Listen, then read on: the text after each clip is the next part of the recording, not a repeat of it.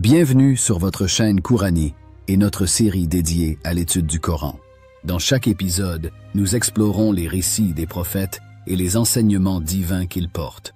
Nous avons suivi Moussa, paix sur lui, depuis son exil à Madian jusqu'à cette nuit mystérieuse, où Allah va l'appeler à accomplir une mission prophétique. Sur le chemin du retour à Égypte, Moussa, paix sur lui, avance dans le désert, accompagné de sa famille.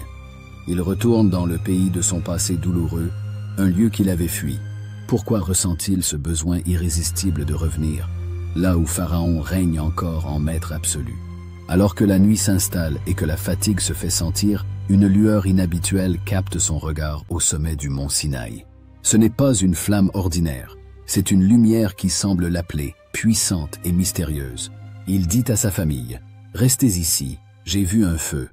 Peut-être que je vous en rapporterai une torche ou que je trouverai là-bas de quoi vous guider. » Sourate Taha, verset 10. Poussé par une curiosité presque irrésistible, il gravit la montagne. Il ne sait pas encore que ce moment va transformer sa vie à jamais. Alors qu'il s'approche, il entend soudain une voix divine. Douce mais majestueuse, elle l'appelle par son nom, avec une intimité qui touche son cœur. Ô Moussa, Sourate Taha, verset 11. La surprise est immense. Enveloppé par cette présence divine, le prophète Moussa, paix sur lui, ressent une paix profonde et une révérence totale. Puis Allah continue. En vérité, je suis Allah. Il n'y a pas de divinité en dehors de moi. Adore-moi donc et accomplis la prière pour te souvenir de moi. Sourate Taha, verset 14. Le prophète Moussa, paix sur lui, comprend qu'il se tient devant son Créateur. Ce n'est pas une simple rencontre, c'est un dialogue sacré où Allah confie à Moussa son message et une mission prophétique. Allah lui révèle sa mission, libérer les enfants d'Israël de l'oppression de Pharaon.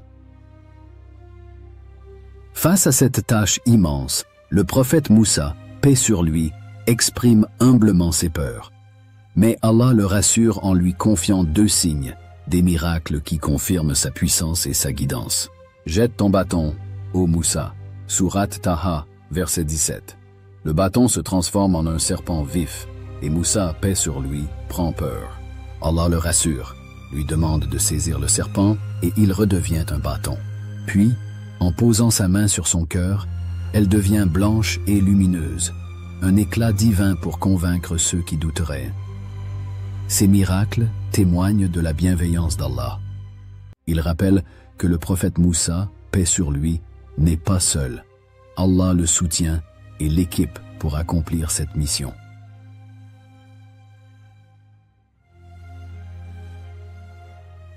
Malgré ces signes, la mission reste écrasante.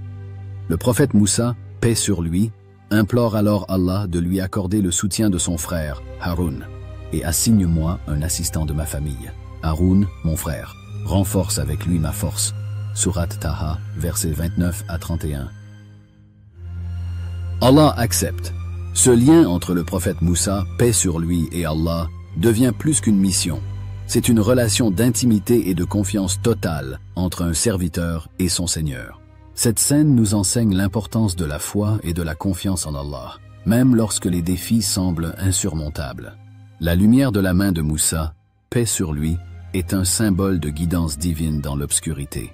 Ces miracles rappellent que lorsqu'Allah nous appelle, il nous donne aussi les moyens de réussir, pourvu que nous ayons foi en lui. Investi de cette mission, le prophète Moussa, paix sur lui, quitte le mont Sinaï avec une nouvelle détermination. Il sait désormais qu'il n'est pas seul. La sagesse et la puissance d'Allah l'accompagnent. Il est prêt à affronter Pharaon, avec Haroun à ses côtés, et avec dans le cœur la certitude que nul n'est plus fort qu'Allah, celui qui l'a choisi. Dans le prochain épisode, nous suivrons le prophète Moussa, paix sur lui, alors qu'il revient en Égypte pour confronter Pharaon. Un défi monumental l'attend, où la foi et les signes d'Allah feront face à l'arrogance du tyran. Un combat pour la vérité, la justice et la libération. Rejoignez-nous dans le prochain épisode pour voir comment la foi de Moussa, paix sur lui, se mesurera au pouvoir de Pharaon.